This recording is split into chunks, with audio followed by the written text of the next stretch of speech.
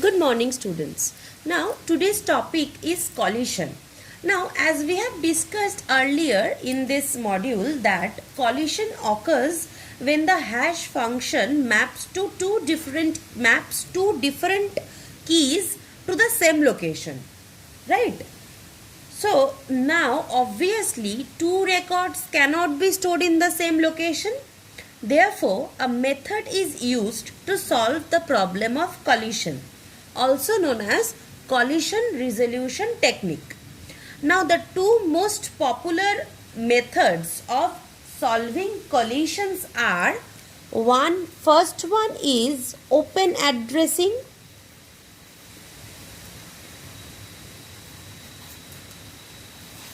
and the second one is chaining. Now we will study one by one about these two methods. Now first we will study about the method open addressing. At first we will be discussing about the open addressing method. Now a concept will come in the open addressing method about the sentinel values. Now this concept will get cleared as we discuss this thing. Now in open addressing method, what happens is once a collision takes place in open addressing or closed hashing, this method computes new positions using a probe sequence. That is, it finds out what is the cell, that is, it probes that what is the cell next in the array that is empty, so that I can put the value, and the next record is stored in that position. Now in this technique, all the values are stored in the hash table. Now the hash table contains two types of values. First value is the sentinel value, which has this value of -1, and the next value is the data value, that is the value which we want to store. The presence of a sentinel value, it indicates that the location contains no data value at present, but can be used to hold a value. That means that whenever suppose there is an array, and suppose these are the blocks of the array, what happens is initially all the cells are filled with sentinel elements. Now whenever the algorithm runs and it probes and finds that this cell contains a sentinel element, that is -1, it assumes that this cell is empty and it can be used to fill any data in this cell. Again it goes to the next consecutive memory location to find out that okay, this cell is also empty. So wherever it will find a sentinel element, that is value, that is -1 value, this algorithm will know that those cells are empty and can be used to fill up with the data which we want to fill in. So when a key is mapped to a particular memory location, then the value it holds is checked. So when suppose a key is mapped to this memory location, first the value at this memory location will be checked. If this value at this memory location is -1, this means that this cell is empty and it will be used to fill the data. But if it holds some other data except -1, then it knows that this cell is not empty. So it will again go on to find out the next cell which is empty or which contains the sentinel value, so that we can fill in our data. So when a key is mapped to a particular memory location, then the value it holds is checked. If it contains a sentinel value, then the location is free and the data value can be stored in it. However, if the location already has some data value stored in it, then other slots are examined systematically in the forward direction to find a free slot. If even a single free location is not found, then we have an overflow condition.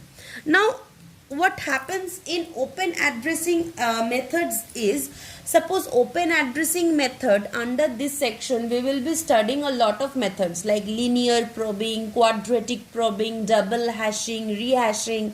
So these are the 4 methods which we will be studying under open addressing concept. Now in this concept, what happens is we have an array, right? Suppose this is our array. Suppose these are the index positions or of our array.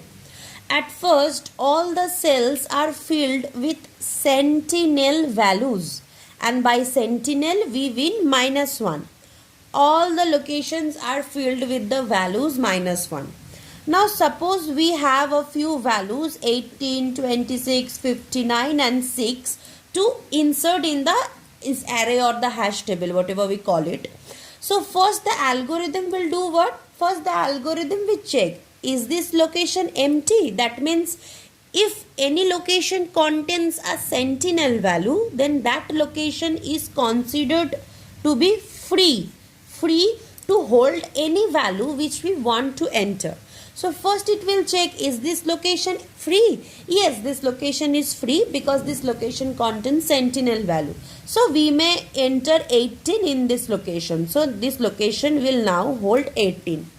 Suppose next we want to store 26. So next we are checking, is this location free? Then we are saying yes, this location is also free since it contains sentinel value. So again we will add 26. Suppose we are filling up the hash table. Suppose a value 5 is stored over here, a value 8 is stored over here, a value 9 is stored over here. Suppose after filling up 18 and 26, we want to fill 59. So we will probe. So we do what? We check, is this location free? No, this location is not free because it doesn't contain the sentinel value. It contains any other value. Then we will probe next. Is this location free? No, this location is also not free because it doesn't contain sentinel value. It contains some other value. We will check, is this location free? No, this location is also not free. Then we are checking, is this location free? Yes, this location is free because again it contains a sentinel value. So we can put our value in this location.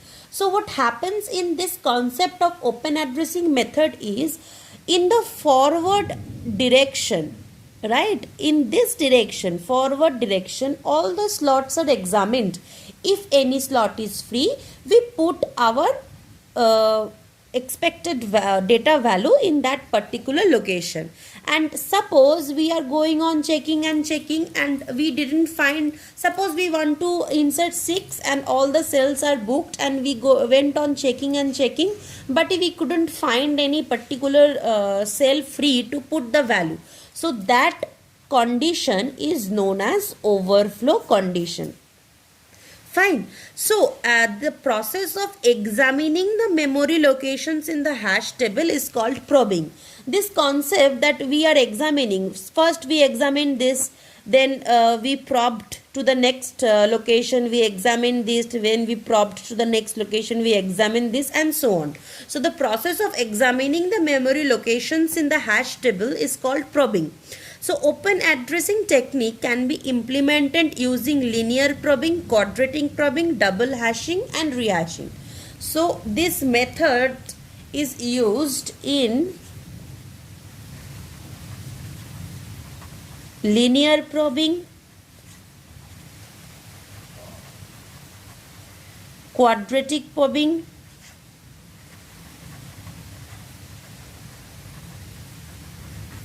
double hashing and rehashing. These all four techniques uses this concept of open addressing method. Now in the next topic I will be discussing one by one all of these four methods. Now in this class we will be studying about the collision handling method, like the open addressing concept of collision handling method, and under that section we will be studying about linear probing. Now when a collision occurs, that is when two distinct keys are mapped to the same hash value, in such a case the colliding element will be placed in the next circularly available table cell. That is, if two different hash functions map to a same location, the second hash function will be placed in the next circularly available table cell, whichever cell is empty. Now let us solve an example. Suppose we have the keys such as these are the keys. Suppose 18, 41, 22, these are the keys which we have, and we will have to store it into our hash table. And suppose we are using this hash function x mod 10, where m is equal to 10, which means that the size of the table is 10. So I have drawn the bucket array or the hash table from 0 to 9, since our size of the table is 10, and this is our hash function which we will be using. So by using this hash function on these keys, we will have certain hash values. We already know that mod function gives us the remainder. So if we first applied this over first key, that is 18 mod 10, it will give us with the value 8. 8 is the remainder, and x mod 10 will give us all the remainders. So if we apply it over this, it will give us the value this. If we apply it over this, if we apply it over 44, 44 mod 10 is 4. If we apply it over 59, 59 mod 10 is 9. If we apply it over 79, 79 mod 10 is 9. I hope you are getting how am I doing this thing. 79 divided by 10. 10 will go 7 times, that is 70, and the remainder is 9. Similarly, 44 divided by 10. 10 will go 4 times, 40, and the remainder is 4. So this is the way we are calculating. So each of these keys had a certain hash values to which they can be mapped. So let us map the values one by one.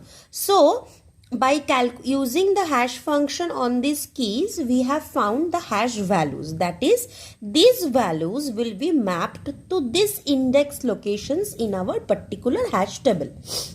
So first, 18 will be hashed. Acha. First what happens is, I have told you that at first entire array is filled with sentinel elements, right? Whenever we will get a sentinel element, it means that that location is free. So first 18 will be mapped in location 8. So we are checking location 8 is empty. Yes, there is a sentinel value. So location 8 is empty. So we will at 8th index, we will input the value 18. So at 8th index, we are inputting the value 18. Next, 41 will be placed at index 1. Is index 1 empty? Yes, index 1 is empty because it has a sentinel value. 41 will be placed in index 1. Next, 22 will be placed in index 2. It is free. So 22 is placed in index 2.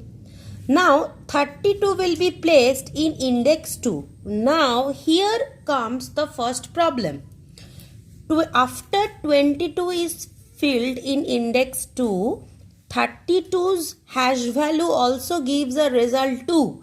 But when we are trying to fill up 2, we see that here sentinel value is not present. Some other value is present. So this cell is already filled. So we cannot store 32 in this cell. So what we will be doing next? We will first try to probe to the next memory location to see that that memory location is free or not. So linearly we will be doing this. So after 2 comes the index 3. So we probe and see whether 3 is free or not. We see that 3, yes, 3 is free. So we insert 32 in index 3. Okay. Next is 44. 44 is hash value is 4. Is 4 free? Yes, 4 is free. So we insert 44. Next 59. 59 hash value is 9. Is 9 free? Yes. So we store 59. Next is 79. 79 hash value is 9. Again when we come at 79, the 9th index will already fill. So we go to the next circularly available table slot or the table cell that is free. So after 9, if we go back according to a circularly available table slot, then 0 is the first slot after 9. Linearly if we go, then again 0 is the slot which is free. So we will insert 79 in the index 0. Right? So this is the basic concept about linear probing. What happens is linear probing, some keys values are given, a hash function is given. First we need to find the hash values of the respective keys, and linearly we need to fill up the cells of the hash table, and if any such sequence occurs that that cell is already filled up, we need to go to the next immediately available memory location which can be filled. So in this sequence we linearly probe to see the next available slot so that collision is reduced. Now we have studied the linear probing concept with an example, and we have graphically seen how this thing works. Now we will study about the algorithm, that is how this insertion algorithm is happening. Now in linear probing we are trying to insert a key, and for that we were taking one hash function, and this hash function we are calculating on that key to get a value of h. Now we were checking, each time we were checking that the hash value that we have got, whether that index location, this formula gives us the index. So each time we have checked that whether that index location is free or not. If that index location is free, we were simply adding that key to the index location of the array.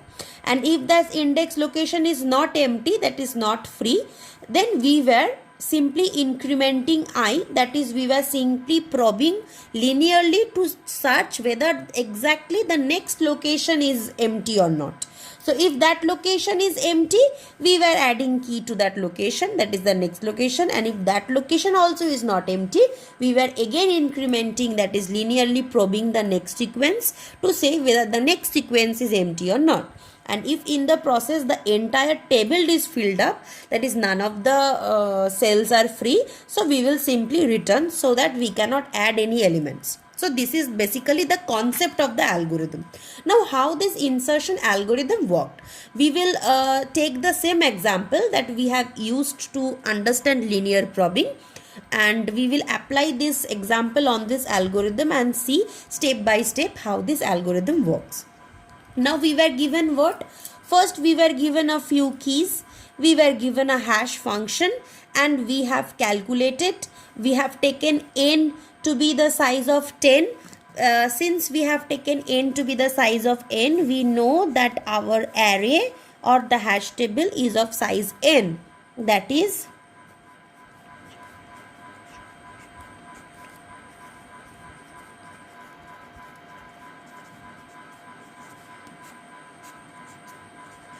our hash table is of size n, that is 10 cells, and the index will be 0 to 9. And for each key, by applying this hash function on the respective key, we have find out the hash values. Like for 18 the value is 8, for 41 1, for 22 2, and so on. And each time we will try to insert these keys into the hash table, we will check whether that particular index is free or not. So let us take first the example. So first we will take 18. So 18 is our key. So we will insert 18. For doing that, we will calculate h. H is what? Hash of key, that is hash of 18. So our h is 8. This was our h, hash of 8, the key value. Fine. I equal to 0. I equal to 0. Fine. Now h plus I, that is 8 plus 0, 8 mod n, that is 8, and n value is 10, that is 8 mod 10 will come as 8, right? We will check, while 8 is not empty, we will check our 8th location is empty, so we will not enter into this loop. This loop will be entered only when this index is not empty. But we can see that our index 8 is empty, so we will not enter this loop. We will not enter this loop. We will directly go to add key to this index location which we have calculated. So we will add the key 18 to array of 8. That is, in 8 location of the array we will add the element 18. So we are adding. Fine. Now we will insert the next key. Our next key is 41. So we will insert 41. We will first find out what is age, that is hash of 41. We have seen that hash of 41 is 1. So age is 1. I is 0. So we will calculate age plus I, that is 1 plus 0, that is 1, that is 1 mod n, right? 1 mod n, that is 1 mod 10, which is equal to 1. Whether this location is empty or not. We see that one location is empty. So we will not enter into this loop. We will not enter here. We will simply add key to the location A of this value. So we will add the key 41 to the location A of 1. So we will add the key 41. Fine. Now we will try to add the key 22. Now we will try to insert 22. Now h of 22 is what? H of 22 is 2. Now I equal to 0. Now 2 plus I, h plus I, that is 2 plus 0, that is 2 mod n. Now 2 mod 10, which comes at 2. We will see whether 2 is empty or not. We see that yes, 2 is empty. So we won't enter into this loop. We won't enter into this loop. We will simply add key to this location. So we will add the key 22 to the location array of 2. So we will add the key 22 to the location array of 2. Now we will try to insert the key 32. When we try to insert the key 32, we first find out the age of the 32. So age of 32 is 2. Now I is 0. Now h plus I mod n, which comes as 2 plus 0 mod n, that is 2 mod 10, which is 2. Now we see that this location is not empty. If we see 2, 2 is not empty. So we will enter into this loop. Now while this index, that is 2 index, is not empty, and also I is less than the size of our table. Our I is 0. 0 is less than n, that is 0 is less than 10. Yes, it is true. We will simply increment I plus 1. So now for this thing, I from 0 has gone to 1.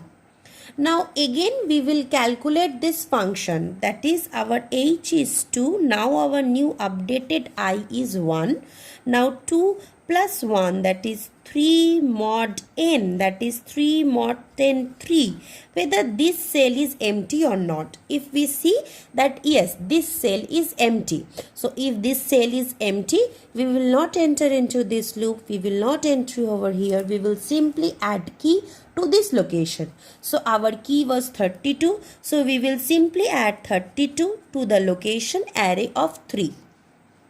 So we add 32 to the location array of 3. Now we want to add the key 44. Now the key 44, the hash value, that is h of 44 is 4. Our I is 0. Our I is 0. Now we will calculate h plus I, that is 4 plus 0, that is 4 mod 10. 4 mod 10 will come as 4. Now if we check that yes, 4 is already empty, so these two loops we will not enter 10. We will simply add the key to index of 4 location. So we add 44 in this location. Right? Now we try to add 59. When we try to add 59, we see that when we try to add 59, we see that h of 59 is 9. That is h is 9, I is 0, and h plus I, that is 9 plus 0, that is 9 mod 10 is 9. Right? And we see that our index location 9 is empty. So we do not entry over here. We do not entry over here. We simply add the key 59 to this location array of 9. So we add 59 to the location array of 9. Now we want to add the items key 79. Now when we try to add 79, we take the age of 79. Our age of 79 is 9. Our I is 0. So h plus I, that is 9 plus 0, 9 mod n, that is comes as 9. Now if we see 9, 9 is already filled up. So when 9 is already filled up, we increment I by 1. That is, I is incremented by 1. Right? Now again we calculate whether h plus I. Now h is 9, I is 1. 9 plus 1, that is 10 mod 10. 10 mod 10 will give us the answer as 0. Right? The remainder is 0. We will check whether this location is empty or not. We see that yes, this 0th location is empty. Now if this location is empty, we will add 79 to the array of this index location. So we add 79 over here. Now see, we have included all the keys using the concept of linear probing, using this insert algorithm. We have insert all the keys in our hash table. So this is all about the insert algorithm logic of linear probing, about how this algorithm actually works and enters the keys one by one into our hash table. This is the insertion algorithm for linear probing.